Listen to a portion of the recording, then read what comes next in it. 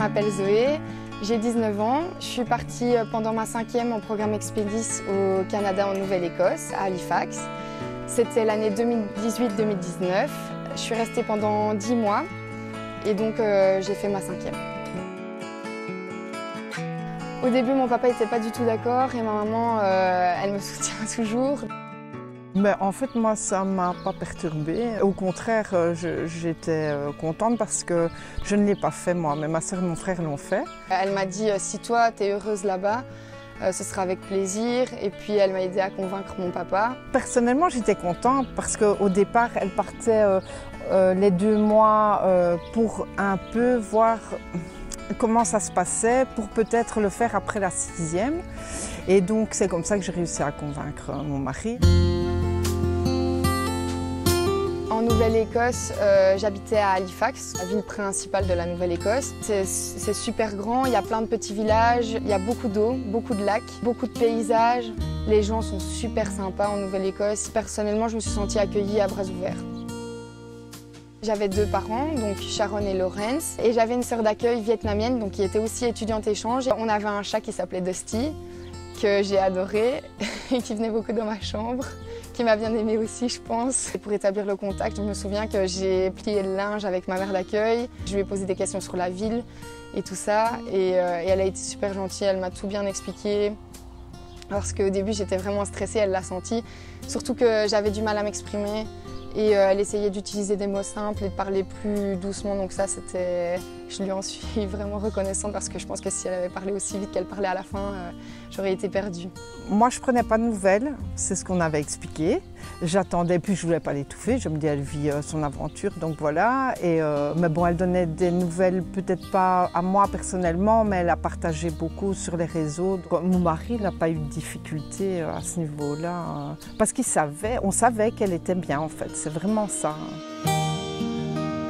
Mon école, c'était une petite école, J.L. Ilsley. J'ai adoré être là-bas. C'était une petite école, mais du coup, c'était super familial. Le niveau des cours au Canada, il n'est pas aussi haut que celui en Belgique, mais ça n'empêche que je suis rentrée et que j'ai eu aucune difficulté pour passer ma 6e. Il me semble que j'ai dû quand même prendre un cours particulier en maths en rentrant, histoire de juste vérifier que j'étais bien, que je comprenais bien tout et que j'étais prête à apprendre de nouvelles choses. J'avais confiance en Zoé. J'aurais peut-être eu plus difficile si elle avait eu des problèmes à l'école. Mais bon, déjà, je pense que la question ne serait même pas posée, elle ne serait pas partie. Franchement, pour moi, c'est une expérience qui n'a pas été compliquée du tout. Non, à ce niveau-là, pas de souci. La grosse différence entre l'école canadienne et l'école belge, c'est la proximité avec les professeurs, qui sont vraiment à l'écoute comme des parents.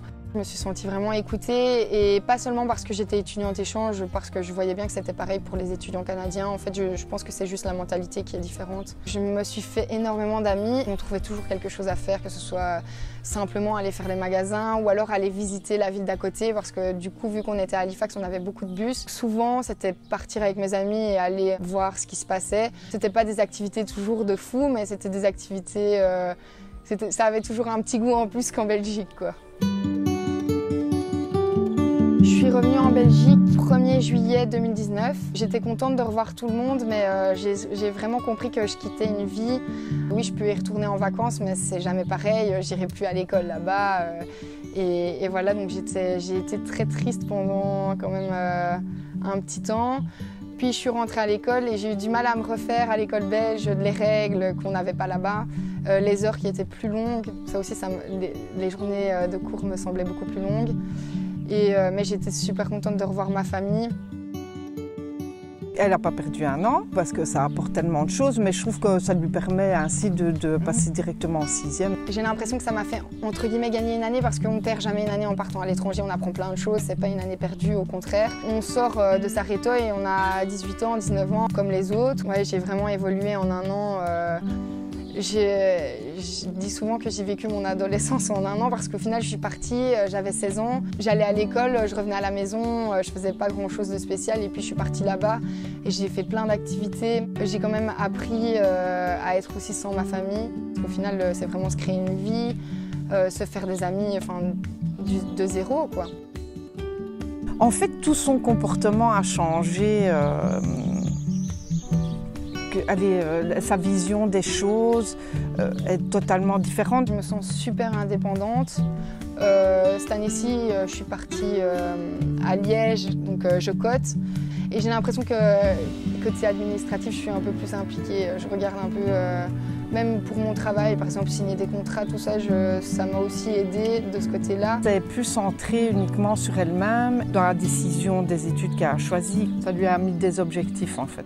Là, ça m'a aussi apporté de trouver des études parce que j'avais aucune idée de ce que j'allais faire après ma 6e. Et puis, je me suis dirigée vers tourisme grâce à ma maman qui en a discuté avec moi. Sans le Canada, ça ne me serait même pas venu à l'esprit d'aller faire des études de tourisme. Et maintenant, je m'y plais super bien. Et l'année prochaine, j'ai comme projet de partir en Erasmus à Séville. Et voilà, et j'espère finir en 3 ans et puis voyager. C'est ce que parfois je disais à Zoé quand elle était un peu négative, quoi. Regarde la chance que tu as d'être là-bas et voilà. Donc surtout, oui, ne pas rester sur le négatif, quoi. Être positif et ouvert à tout.